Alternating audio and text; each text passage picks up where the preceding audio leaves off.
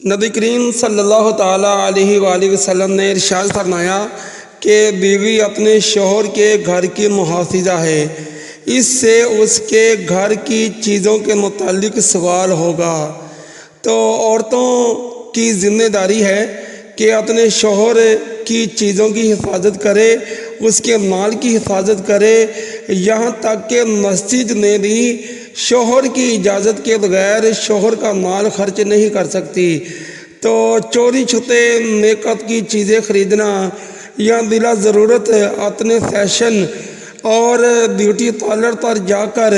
شوہر کا مال خرچ کرنا،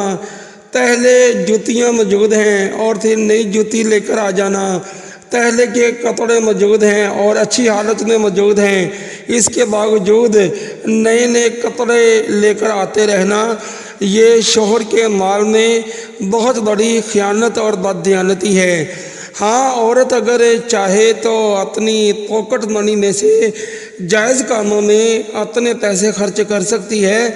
اور اس میں بھی بہتر یہ ہے کہ اپنے شوہر کو بتا دے،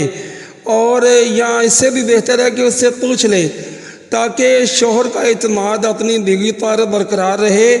اور وہ کسی بھی طرح کی بدگمانی کا شکار نہ ہو۔